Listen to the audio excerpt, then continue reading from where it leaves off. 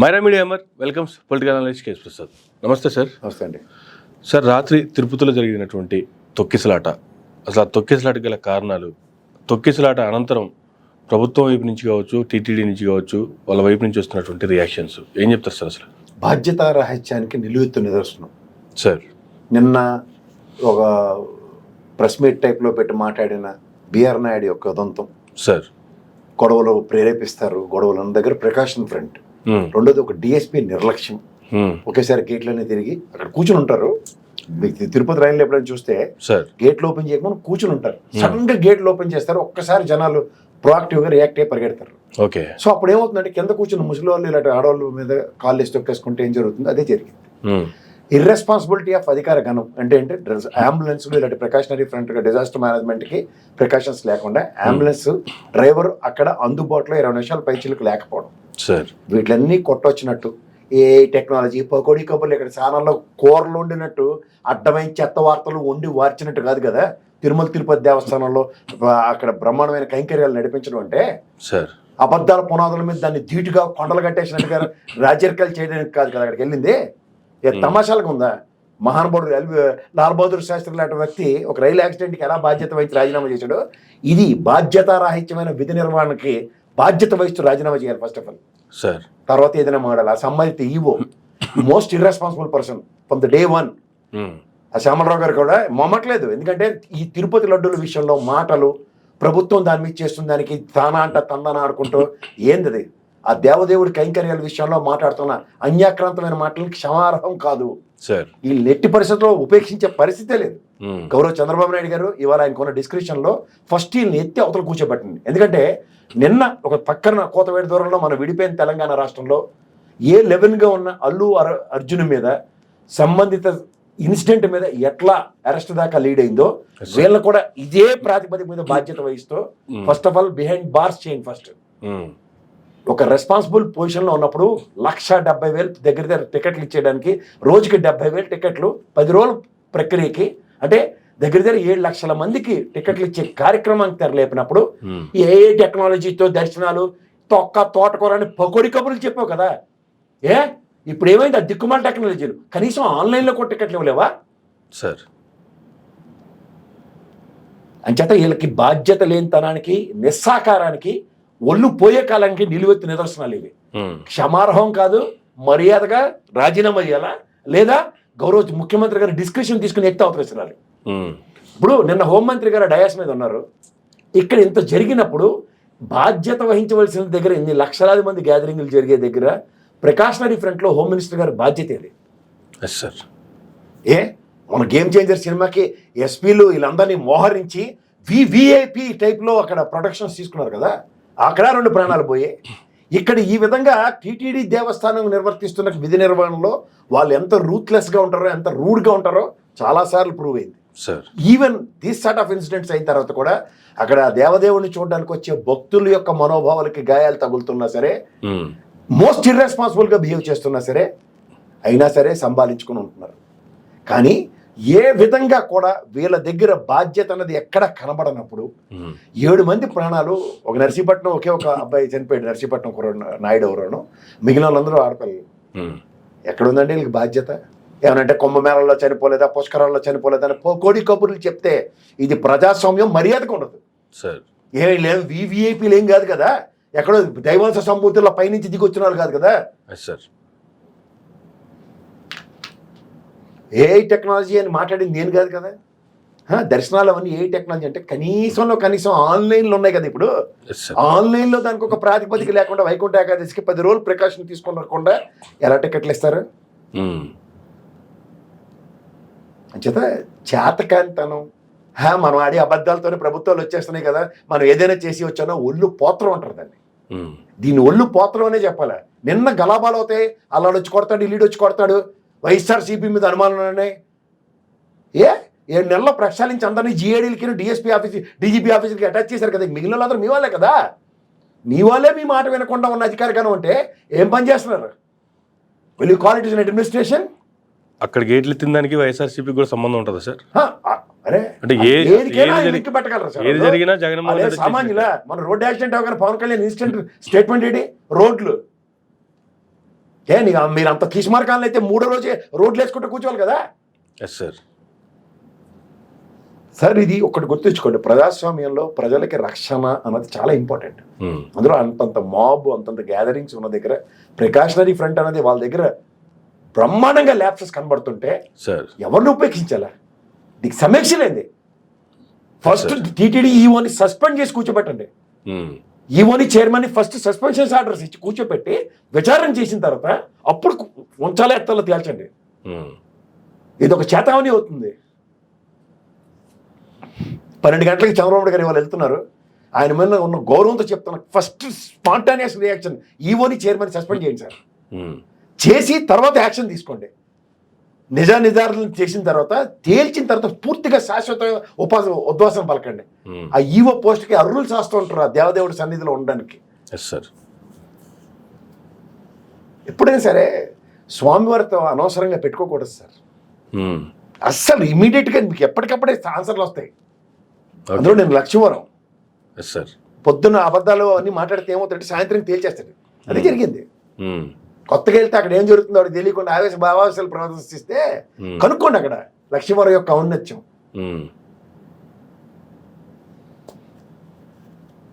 No, ఆ ప్రాణాలకి ఆత్మ శాంతించాలి. నిజంగా చెప్తున్నాను, ఇది మానవ తప్పిదాలకి ప్రభుత్వాలు బాధ్యత వహించకపోతే ఉపేక్షించుకుంటూ కూర్చుంటే కూడా ఉపద్రవాలు పునరావృతం అవుతాయి. కానీ ఇవి మాత్రం ఇన్నాళ్ళ చరిత్రలో ఇలాంటి ఘోరమైన సిచ్యువేషన్స్ ఎప్పుడు జరగలేదు సార్. ఏంటిది వైకుంఠ ఏకాదశిలో ఇప్పటిదాకా జరగలేదా? ఈ విధమైన ప్రాతిపదిక మీద ఏపీ దర్శనాలు రద్దు చేసి పద్ధతిగా ఎన్నో జరిగాయి. ఇది ఎక్కడండి? ఇది ఎక్కడ విడ్డూరం? ఇంత బాధ్యత రాహిత్యం కొట్టొచ్చినట్టు కనిపిస్తూ ఉంటే ఫైనల్గా ఎవరైతే దీనికి డిఎస్పీ అనేటువంటి ఒక వ్యక్తి మీద నింద మోపుతున్నారో ఆ వ్యక్తి స్పందించకపోవడం వల్ల ఇదంతా జరిగిందని చెప్పి ఫైనల్గా ఆ వ్యక్తిని సస్పెండ్ చేసి చేతులు దులుపుకుంటారా? అదే చేసేలా ఉన్నారు ఇప్పుడు. దీనికన్నా పాపం గౌరవ ఎస్పీ గారు పాపం అక్కడ ఇన్స్టంటేనియస్ గా పరిగెట్టుకుని వెళ్ళి రెస్క్యూ అంతా ఆయనే చేశాడు. అప్పుడు కూడా చాలా బాధ్యతాయుతంగా విధులు నిర్వహించిన డిఎస్పీ. సో సార్ ఒకటి గుర్తుంచుకోండి, వ్యవస్థలో ఒకరిద్దరు తప్పులు చేయడం సర్వసాధారణం. కానీ వ్యవస్థకి ఇంత జరుగుతున్నప్పుడు అక్కడ క్రౌడ్ గేట్లు తీయకపోయిన స్ట్రెంత్కి మాకు ఇంకొంచెం ఇది కావాలా, ఏది ప్రొటెక్షన్ కావాలా, ఒక గంట లేట్గా గేట్లు తీద్దాం, ముందు వాళ్ళని ఒక పద్ధతి పాడుతూ పంపిద్దాం. యాడ పడితే ఆడ బారికాయలు కట్టుకుని కూర్చున్నారు కదా మీరు. అవును, ఒక చేతావని ఇచ్చి కూర్చున్న వాళ్ళు లేకండి ఫస్ట్. ఏం ఆ పాటు హింట్లు ఇవ్వలేరా సార్? ఎలా లాగుతున్నారు చూడండి, వీడియోలు చూడండి. మనుషులుగా ఏమనుకుంటున్నారండి వాళ్ళు? ఇంత జరుగుతున్నా ఏమాత్రం స్పందించని డిప్యూటీ సీఎం సనాతన ధర్మ పవన్ కళ్యాణ్ గారు.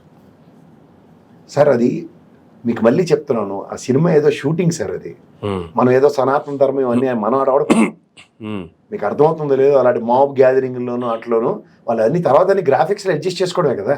ఓకే. సో వీళ్ళు ఏంటంటే ఆ రోజు అది ఒక యాక్షన్ సీను, మెట్లు కరగడం ఇవన్నీ.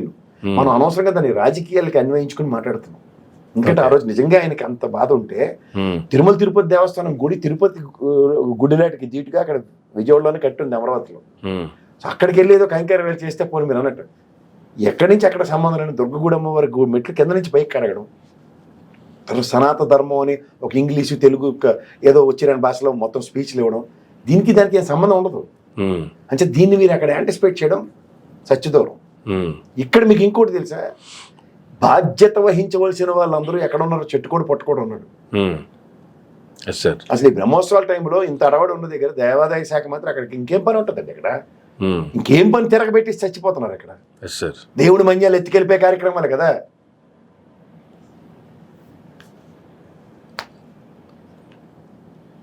ఇది బాధ్యతారాహిత్యం sir. It's total irresponsibility of the administration. బాధ్యత వహిస్తూ ఫస్ట్ మర్యాదగా రాజీనామా చేయండి, లేదా గౌరవ ముఖ్యమంత్రి గారు సస్పెండ్ చేసి ఇంట్లో కూర్చోబెట్టండి ఫస్ట్ నివేదిక వచ్చిన తర్వాత. ఎందుకంటే ఆయనకు ఆల్రెడీ ఇచ్చిన నివేదికలో భయంకరమైన నిజాలు చెప్పారట. సో గ్యారంటీగా దీని మీద యాక్షన్ ఫ్రంట్ లో ముందు వీళ్ళు సస్పెండ్ చేయండి, తర్వాత కథ మొదలెట్టండి. కనికరిస్తే కంట్లో వెళ్ళి పెట్టి బ్యాచ్లు వీళ్ళు అందరూ.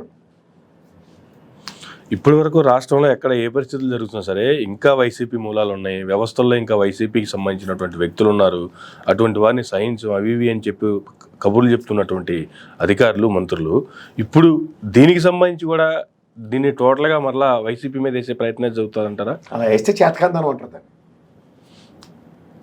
అది ముమ్మాటికి చేతకాంతనం. ఓకే, ఇప్పుడు మీకు అర్థమయ్యే భాషలో చెప్పాలంటే ఇప్పుడు మీరు ఇలా కెమెరాలు సెట్ చేశారు కదా, ఇంకో కెమెరా అనిపాలండి ఖచ్చితంగా ఇవన్నీ కదిలిస్తాడు.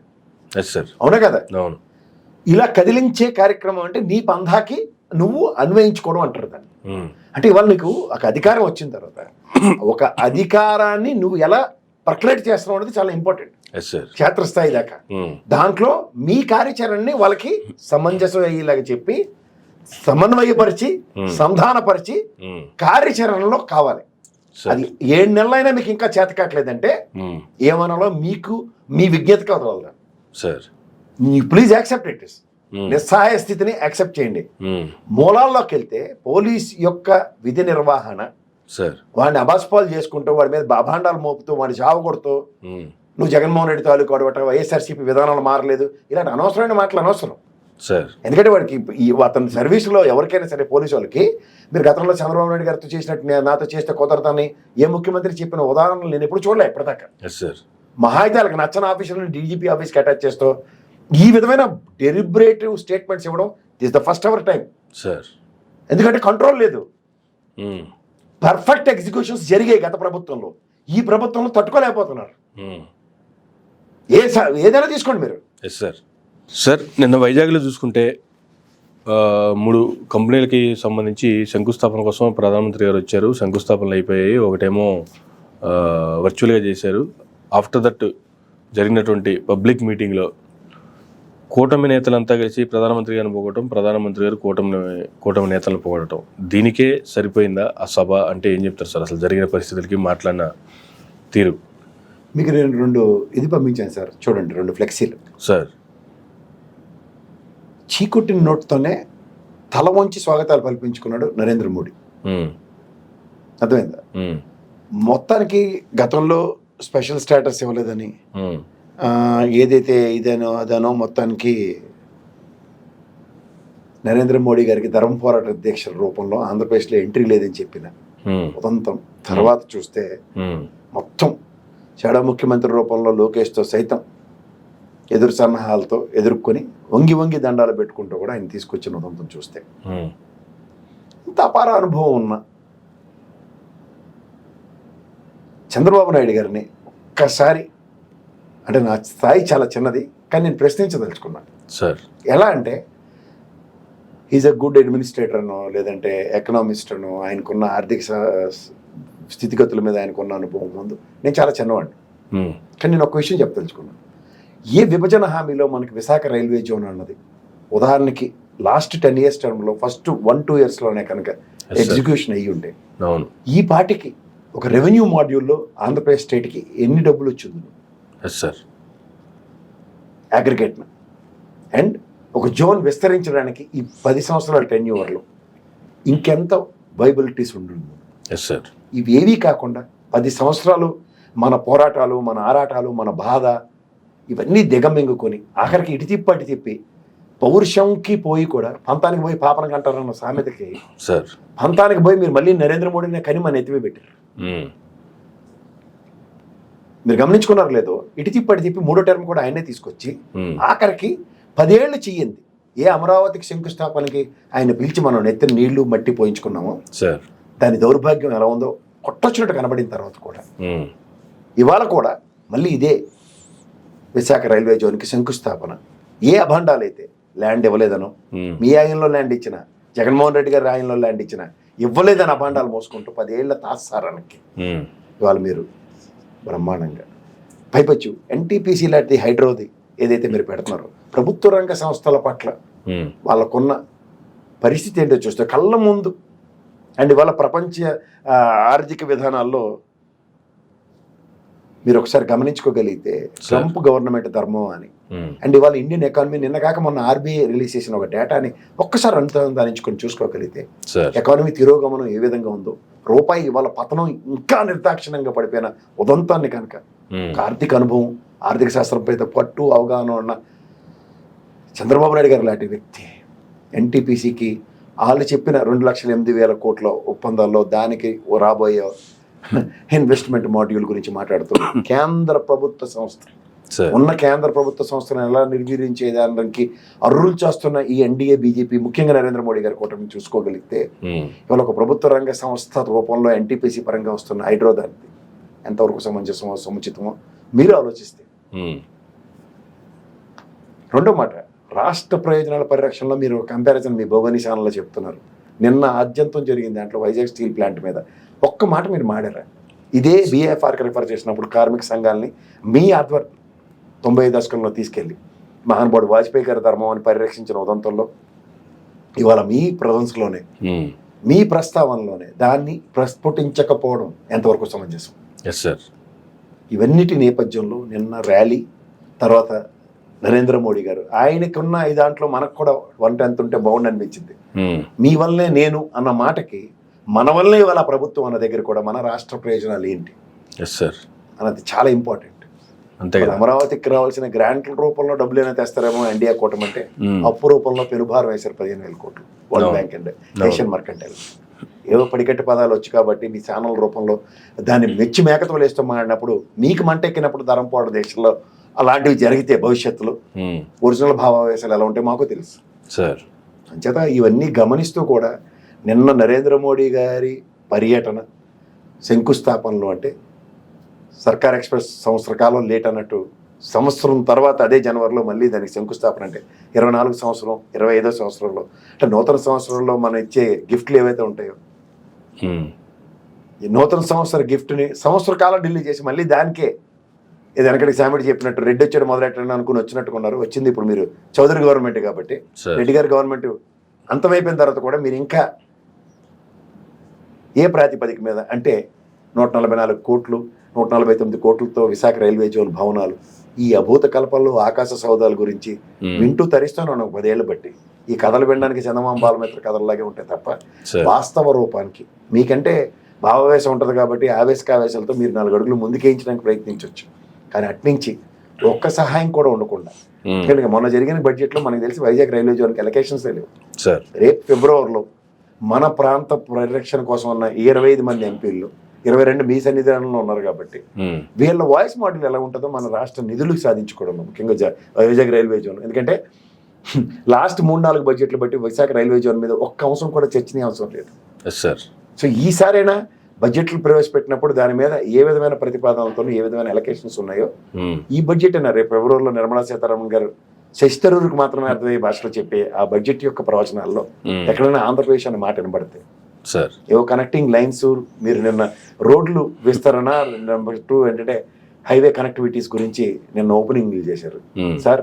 2014-19 ఆయనలో ఇవే ప్రామిసెస్ మీ ఆయనలో వచ్చిన వాటిలో దగ్గర 6 నుంచి 8 జిల్లాల కనెక్టివిటీ గురించి ఉండేది 13 జిల్లాలకు కానీ అది నితిన్ గడ్కరీ గారు మనకి ఇచ్చిన వరం అనుకునే లోపల కళ్ళు మూసి తెరిచేలోగా ఏం జరిగిందో చూస్తే ఇవాళ 3-4 జిల్లాలకు కుదించబడింది.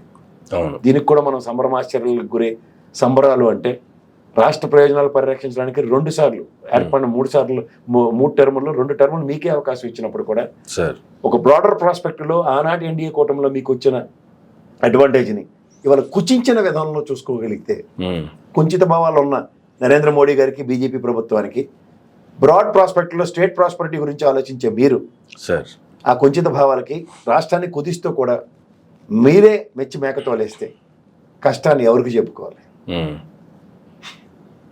ఎందుకంటే 13 జిల్లాలతో ఏర్పడిన దాంట్లో వెనుకబడిన జిల్లాలు 7 జిల్లాలు ఉన్నప్పుడు 50 కోట్లు చొప్పున అంటే 350 కోట్లు చొప్పున స్పాన్ ఆఫ్ 10 yearsలో అభివృద్ధి ఏ విధంగా సంతరించుకుంటూ ఉందనో బాగా తెలిసిన దగ్గర ఒకసారి ఇచ్చినట్టు ఇచ్చి తర్వాత నుంచి ఇవ్వని పరిస్థితి దగ్గర నుంచి 9 సంవత్సరాలు నిరాకరణకు గురైన మన ఆంధ్ర రాష్ట్రంలో ఇవాళ వెనుకబడిన ప్రాంతాలు రాష్ట్ర విభజన అనంతరం ఎక్కడేసిన గొంగలు ఎక్కడే ఉంది. స్మార్ట్ సిటీస్ అని వెంకయ్యనాయుడు గారు చెప్పిన హరికథ కాలక్షేపాలకు ప్రభావితమై ప్రసన్నమైన దగ్గర ఏ స్మార్ట్ సిటీలు ఎక్కడి నుంచి ఎక్కడి దాకా అడుగులు ముందుకేసే ఒకసారి గమనించుకోగలిగితే, ఆ పదాల పడికట్లు తదనంతర పరిణామాలు ఎక్కడ లేని తరుణాలు గమనించుకోగలిగితే, ఈ బీజేపీ ఆచ్ఛాదనతో రాష్ట్ర పరిరక్షణ జరుగుతుందా జరగదా అన్న దగ్గర ప్రస్ఫుటంగా కనబడుతుంది. ఎప్పటికీ జరగదన్న దగ్గర కూడా జరుగుతుందన్న భ్రమంలో ప్రజలను ఉంచడానికి. ఎందుకంటే ప్రత్యేక హోదాగా ధీటుగా ప్యాకేజ్ ఇచ్చినప్పుడు మీరు మాట్లాడిన మాటలు, అది ఎత్తుపోయిన తర్వాత మీరు చేసిన ధరంపోవడ దీక్షలు, జీవీఎల్ లాంటి యూసీలు అని రక్తం తాగిన ఉదంతాలు ఇప్పుడు ఏరి గత 5 సంవత్సరాలు బట్టి ఏరి అలాంటి రక్త పిశాచులు ఎక్కడున్నారు? రక్తం తాగడానికి వచ్చేవారు కదా మంది రాష్ట్ర ప్రయోజనాల పరిరక్షణకి. పోలవరం విషయంలో ఎక్కడైనా క్లారిటీ ఉందని ఇవన్నీ ఏమీ లేకుండా భజన కార్యక్రమానికి తెరలేపితే, కష్టాన్ని పరిరక్షించిన ఒక ముఖ్యమంత్రిగా, ఓ దార్శనికుడిగా మీకున్న అనుభవంలో ఆర్థిక శాస్త్రం మీద పట్టున్న దగ్గర కూడా మీరే భ్రమలకు గులైతే ఎలా అన్నది ప్రశ్న. సార్ తెలంగాణ అంశాన్ని కూడా చూసుకుంటే సార్ ఒకసారి కేటీఆర్ గారికి ఈరోజు ఏసీపీ ఆఫీస్కి ఎంక్వైరీకి రావాలని చెప్పి పిలుపు ఉంది. ఈరోజు ఎట్టి పరిస్థితుల్లో అరెస్ట్ అవుతారు అనేటువంటి వార్తలు కూడా వస్తున్నటువంటి నేపథ్యంలో ఒక పక్క చూసుకుంటే తిరుమల ఘటన మొన్న 7వ తారీఖే అరెస్ట్ చేయాలన్నట్టు చూసినప్పటికీ కూడా ఆ రోజు ఏ విధంగా అరెస్ట్ చేయాలి, ఈ అరెస్ట్ని సైలెంట్గా తీసుకుపోవాలనుకుని బీజేపీ వర్సెస్ కాంగ్రెస్ గొడవలాగా దాన్ని చేసినప్పటికీ కూడా ఆ గొడవలకే పరిమితం అయిపోయింది. ఇక్కడ అరెస్ట్ చేయలేనటువంటి పరిస్థితి. ఈ రోజు ఎట్టి పరిస్థితుల్లో చేసే అవకాశాలు ఎక్కువ కనిపిస్తున్నాయి అని వస్తున్న వార్తల్లో వాస్తవాలు ఏంది? అసలు ఈరోజు ఏం జరగబోతుంది sir? There may be A probability అండి. నిన్న జరిగిన డెవలప్మెంట్స్ చూసుకోగలిగితే ఇద్దరు అధికారులు 7 గంటలు 9 గంటలు విచారణలో ఒక అవుట్కమ్ డెరైవ్ అయ్యారు. Under the direction of KTR అన్నదే మనీ ట్రాన్స్ఫర్ అన్నది జరిగింది అన్నది ఎస్టాబ్లిష్ అయింది. దాన్ని బేస్ చేసుకుని వాళ్ళు ఆయన గ్రిల్ చేస్తారు. ఓకే, నిన్న కూడా ఆయనకి కోర్టులో ఒక డిఫరెంట్ ఊరట దొరికింది. అంటే advocate is allowed in the premises, కానీ ప్రెజెన్స్ లో ఉన్నది మాత్రం ఒప్పుకోలేదు. సో అడ్వకేట్ పక్క లైబ్రరీలో ఉండడమో లేదంటే ఏదైనా ఇన్సిడెంట్ ఒక డిఫరెంట్ సిచ్యువేషన్ అడాప్ట్ అయినప్పుడు మళ్ళీ కోర్టుకి అప్రోచ్ అవ్వచ్చు అన్న ఒక వెసులుబాటు కూడా ఇచ్చింది. అంటే మీరు అన్నట్టు అరెస్ట్ అలాంటిది ఏమైనా ఉన్నప్పుడు దాని మీద మళ్ళీ పరిగెట్టుకుని కోర్టుకి వెళ్ళి ఒక లంచ్ మోషన్ అది వేయడానికి ఒక ఛాన్స్ ఉంటుంది. బట్ వాళ్ళు చాలా స్ట్రాటజికల్గా ఉంటారు కోర్టు టైం అంతా. ఎందుకంటే వీళ్ళకి 9-10 అవర్స్ విచారణ చేసే డిస్క్రిప్షన్ వాళ్ళ దగ్గర ఉన్నప్పుడు స్ట్రాటజికల్ మూవ్సే ఉంటాయి. సో థర్స్డే ఫ్రైడే డెవలప్మెంట్స్ ఎట్లా ఉంటాయంటే, ఇవాళ విచారణకు పిలవచ్చు, రేపు కూడా విచారణకు పిలవచ్చు, బట్ వేర్ ఇట్ లీడ్స్. మనం ఒకసారి జగన్మోహన్ రెడ్డి గారి అరెస్ట్ని ఒకసారి గమనించుకోగలిగితే అప్పుడు కూడా అంతే. ఆయన ఫస్ట్ తీసుకెళ్ళినప్పుడు అంతా ఏం లేదని జోకులు వేసుకున్నట్టుగా వచ్చేవారు. మనం ఒకసారి సడన్ గా 3వ రోజు ఎంక్వైరీలో భాగంగా రాత్రి కూడా అరెస్ట్ చేశారు. అట్లా అడ్వాంటేజ్ వాళ్ళకే ఉంటుంది. ఇవాళ ఏం లేదనుకునే దగ్గర మూవ్స్ అన్ని ఒకసారి అమ్మాయి అనుకునే దగ్గర రేపు ఫ్రైడే కాబట్టి దాని విధమైన మూవ్స్ ఉంటాయి ఫ్రైడేకి అనుగుణంగా. డెవలప్మెంట్స్ తెలిస్తే కదా ఇవాళ. సో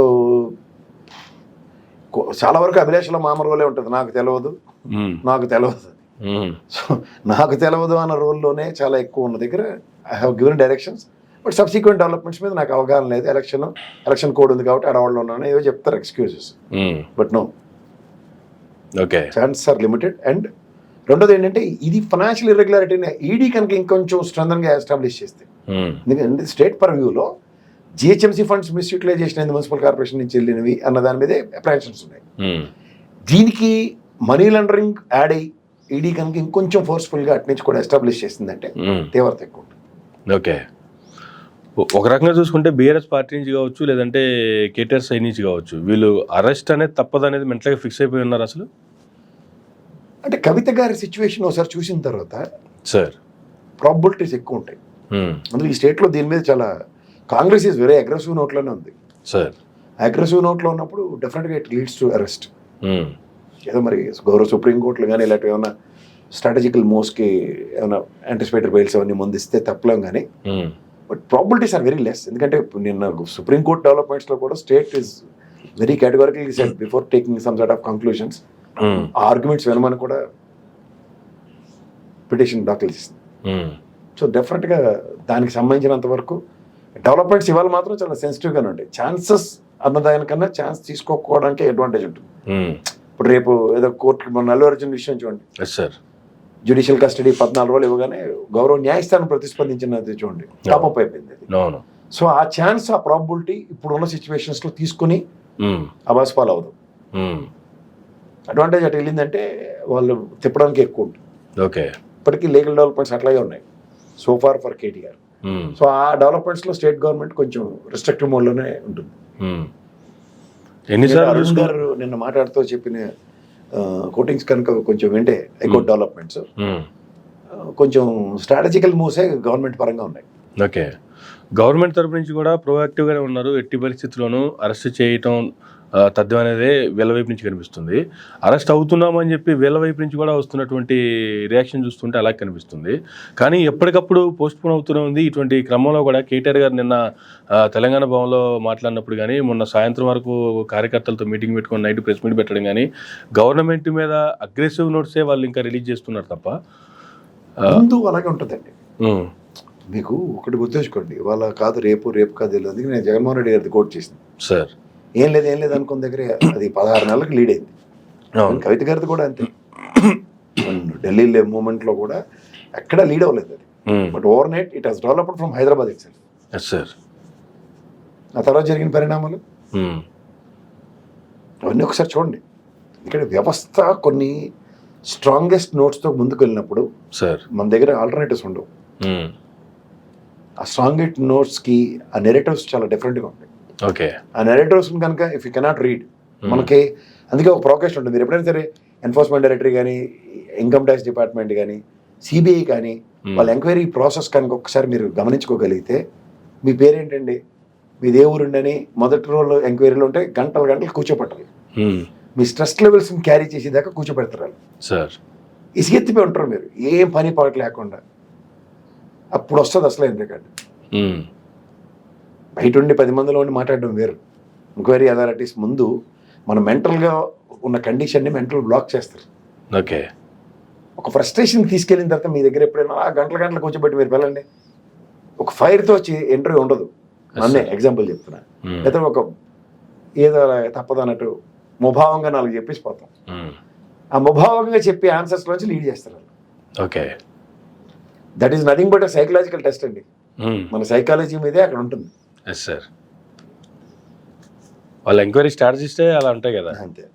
సాధారణంగా మనం అమెరికన్ వీసాలకి వాటికి వెళ్ళినప్పుడు చూడండి, చాలా మంది లైన్లో ఉంటారు. అవును, టోటల్ మానిటరింగ్ ఉంటుంది తెలుసా. వాడు అక్కడ ఎంక్వైరీ కౌంటర్లోకి వెళ్ళేదాకా వాడు బిహేవియరల్ ఆస్పెక్ట్స్ అన్నీ రీడ్ అవుతూ ఉంటాయి.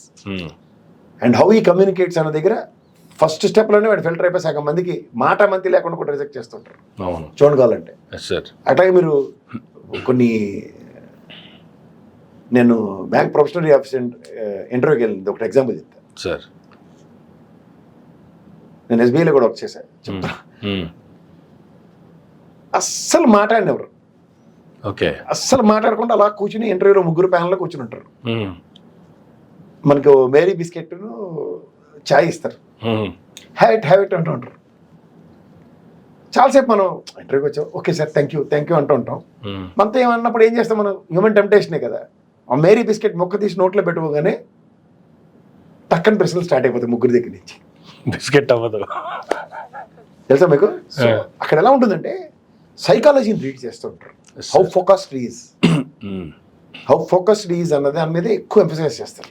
ఓకే, సో అట్లాంటివి ఇన్స్టంటేనియస్గా కూర్చోబెట్టేసి ఆయన్ని అడగగానే నీ పేరేంటి, నీ ఊరేంటని, ఏంటి ఇందులో ఇంతంత డబ్బులు ఎలా చేసావు, ఈడికి తెలిసిపోయింది అని అలాంటి రహస్య కార్యక్రమాలు ఉండవు. ఇట్స్ ప్రొసీజరల్ డ్రివెన్ ఉంటుంది. ఆ ప్రొసీజరల్ డ్రివెన్లో ముందు రిలాక్సేషన్ ఎక్కువ ఉంటుంది. ఆ రిలాక్సేషన్ దగ్గర నుంచి స్ట్రెస్ లెవెల్స్ని డెవలప్ చేస్తారు. ఇట్స్ నాట్ సో ఈజీ వే.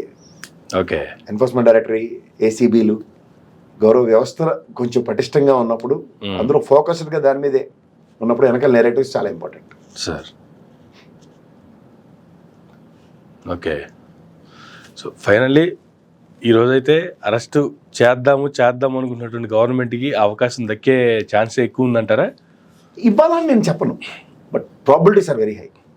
రేపు చాలా అడ్వాంటేజ్ ఉంటుంది. ఇవాళ ఎందుకు కోల్పోవడం? ఇప్పుడు ఎంక్వైరీకి ఎవరైనా రేపు పిలిచి డిస్కషన్ ఉందా దగ్గర. ఓకే, ఇంక రేపైతే ఇంకా ఈజీ. నెక్స్ట్ మండే నుంచి మళ్ళీ పండగ సెలవులు కూడా ఉంటాయి కోర్టుకి. చాలా రకాలు ఉంటాయి కథ. 1 వీక్ ఏం చేయడానికి కూడా ఉండదు. వాళ్ళు చాలా స్ట్రాటజికల్గానే ఉంటారండి. ఇవాళ అన్నదానికన్నా నాకు రేపటి మీదే ఎక్కువ టెన్షన్ ఉంటుంది. Okay, right sir. Thank you sir, thank you very much అండి. ఇవండి అటు తెలంగాణలో కావచ్చు, ఇటు ఆంధ్రాకి సంబంధించి కావచ్చు, ఈరోజు ఉన్నటువంటి అప్డేట్స్ మీద ప్రసాద్ గారి విశ్లేషణ. ఇది నాటి ఇంటర్వ్యూ. మరొక ఇంటర్వ్యూ మళ్ళీ కలుద్దాం. చూస్తూనే ఉండండి మెరా మీడియా.